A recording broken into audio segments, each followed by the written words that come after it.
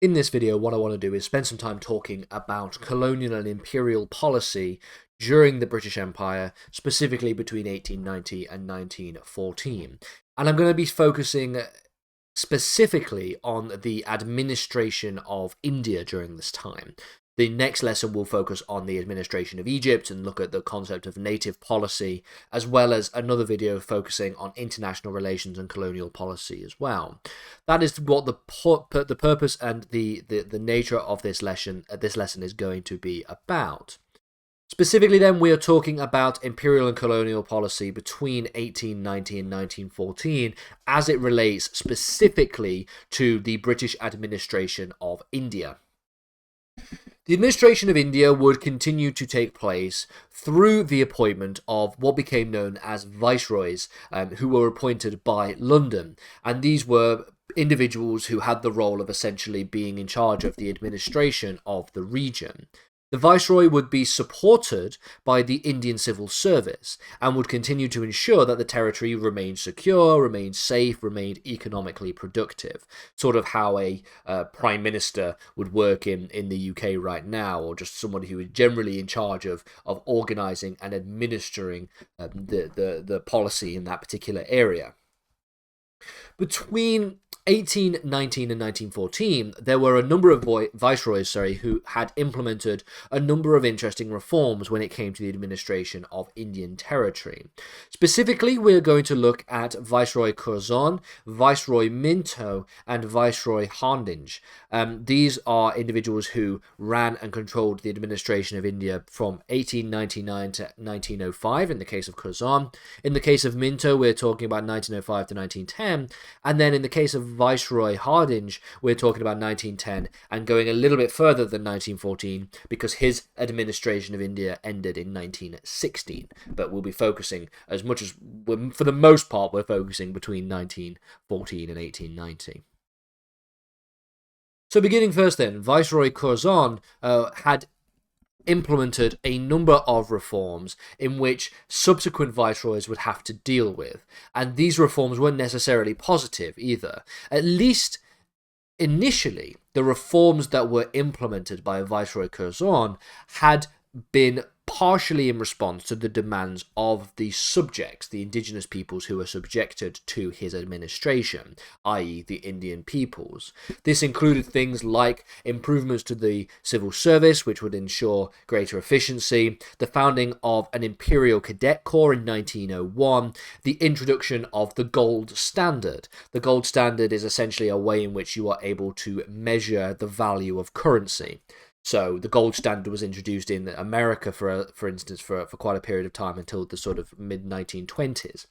And essentially how this would work is that you would compare the value of your currency, the pound or the dollar or the yen or the euro, if we're talking about modern day contexts. You would compare that value against a certain amount of gold, and that is essentially as a way of trying to set a standard for currency that is able to be valued objectively by reference to the gold itself. Now, today we have what is known as a floating exchange rate system, where there isn't really a single unified thing that we use to measure exchanges and we measure value of currency on the basis of. There's just sort of the general market forces of an economy that is able to sort of predict the value of currency. But at least during the late 1800s and early 1900s, the introduction of the gold standard saw itself as a remarkable improvement in the economy of the Indian administration. Arguably, however, these reforms were not particularly controversial. The founding of an imperial cadet corps in 1901, for example, isn't the most controversial of the major reforms. However, the most difficult reform pertains to the partition of Bengal. So the plan essentially was to partition the region of Bengal between a Muslim majority province in the east and a Hindu majority province in the west. The idea here is to keep these religious groups separate so that they don't clash and collide with each other in any meaningful way. This was done by July 1905. However, given that the Hindus controlled the territory in the east, it was felt that this was a response to their critique of the British. So the Indian province, the Hindu majority in this particular region felt that it was their critique of the British that led to the decision to partition Bengal as sort of a punishment. So as a result of that, they protested and boycotted and began to develop a strong nationalism against the British, a strong nationalism which would start to arise in a variety of different parts of the entire territories of the British Empire as we get into the sort of after the Second World War and we start getting into the process of decolonisation. The reforms instead would eventually divide in the Congress, and they would lead to the resignation of the Viceroy Curzon. It's a very important reason why July 1905 was when this partition was essentially implemented, and that same year was the year that Viceroy Curzon would leave his position. He would resign. Replacing Viceroy Curzon would be Viceroy Minto from 1905 to 1910. A new liberal government would be formed in Britain in 1906, and it was where we see this that we start to see the support for the Minto Viceroy. They had to respond to a number of messes that had been implemented as a result of Viceroy Curzon. Firstly, and specifically, of course, the plans that were made to partition Bengal, which was protested and boycotted by a number of individuals. In 1906, we see the establishment of the Indian Councils Act. What this did was establish that a number of Indian peoples, indigenous peoples, specifically 27, would be able to be elected from the provincial constituency to the Viceroy's Council.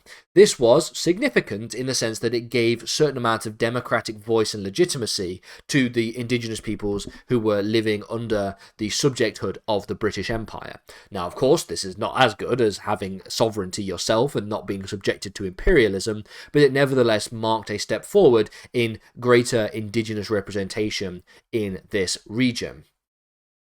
We see in 1910 other democratic reforms coming in. So, for example, 135 Indian peoples would be elected across the subcontinent in 1910 as well, showing a remarkable shift towards the idea of democratization of the region, while still, nevertheless, maintaining a strict and tight control over the administration of the territory as per the sort of characteristics of imperialism.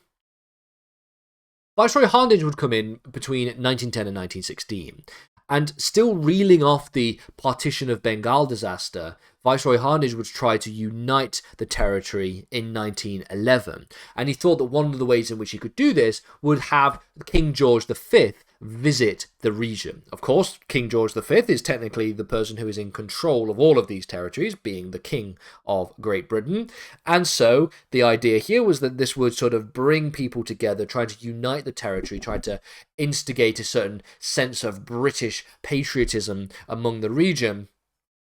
And so this was an attempt to try and unify the territory.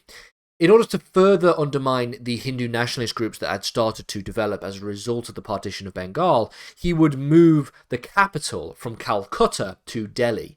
The reason for this is because this was a strong Muslim stronghold, a quite significant Muslim stronghold.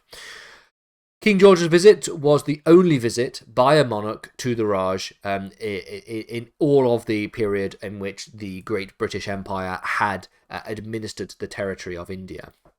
In 1914, Hardinge would declare war on India's behalf without consultation of the Indian peoples, i.e. supposedly in support of the British against the various different powers in Europe that had declared war against Britain, or at least has instigated a series of conflicts in Britain. Obviously, as we know, this is World War I. For the most part, this was in fact, however, still nevertheless supported by those peoples, and there was clearly a clear showing of a realignment of the interest and support for the British in India, despite the fact that we see Hindu nationalist groups start to develop as a result of the partition of Bengal. When we start to look at 1914, at the point at which the First World War begins, the administration of India was particularly stable in comparison to previous years, previous decades, and also in comparison to other parts of the British Empire as well.